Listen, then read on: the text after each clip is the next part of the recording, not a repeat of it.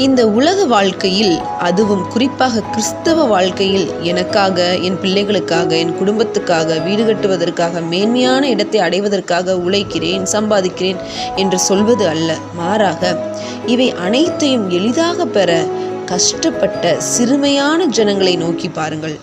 எத்தனையோ சிறு பிள்ளைகள் பெற்றோரை இழந்து சாப்பிட உணவு உடை இல்லாமல் மிகவும் வறுமைக்குள்ளாக இருக்கிறார்கள்.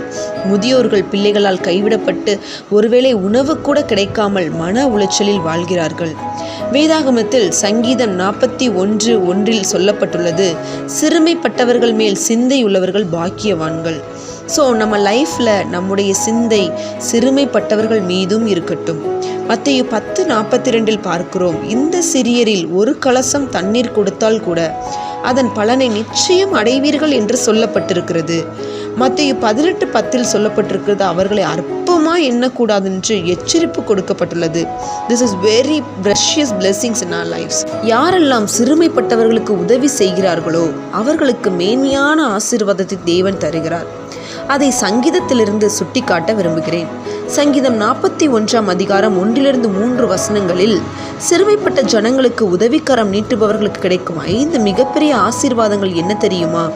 அவர்களின் தீங்கு நாளில் விடுவிப்பார், அவர்களை பாதுகாத்து உயிரோடு வைப்பார், அவர்களை பூமியிலே ஆசீர்வாதமாய் வைப்பார், அவர்களை சத்துருவின் இஷ்டத்திற்கு ஒப்பு கொடுக்க மாட்டார், அவர்களை வியாதி படுக்கையில் இருந்து முழுவதும் மாற்றி போடுவார்.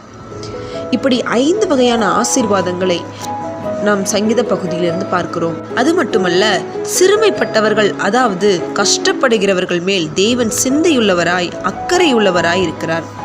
ஆசீர்வாதத்தையும் தருகிறார். அவை என்னென்ன ஆசீர்வாதம் என்று பார்ப்போமா? சங்கீதம் 9:9 சொல்லப்பட்டிருக்கிறது, சிறுமைப்பட்டவர்களுக்கு தேவன் அடைக்கலமும் தஞ்சமுமாய் இருக்கிறார்.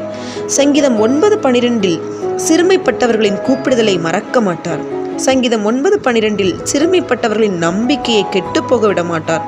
சங்கீதம் 10:17 சிறுமைப்பட்டவர்களின் இருதயத்தை ஸ்திரப்படுத்துவார். சங்கீதம் 40:17 சிறுமைப்பட்டவர்களின் மேல் நினைவாயிருக்கிறார். சங்கீதம் 72:12 சிறுமைப்பட்டவர்களை விடுவிக்கிறார். சங்கீதம் 86:1 சிறுமைப்பட்டவர்களின் விண்ணப்பத்திற்கு செவி கொடுப்பார். சங்கீதம் 140:12 சிறுமைப்பட்டவர்களின் வழக்கை விசாரிப்பார்.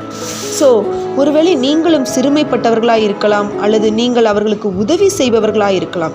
யாராயிருந்தாலும் உங்களை மேன்மைப்படுத்தி ஆசீர்வதித்து அழகு பார்க்கும் கர்த்தருண்டு என்பதை மறக்க வேண்டாம். சிறுமைப்பட்டவன் மேல் சிந்தையுள்ளவன் பாக்கியவான். God bless you.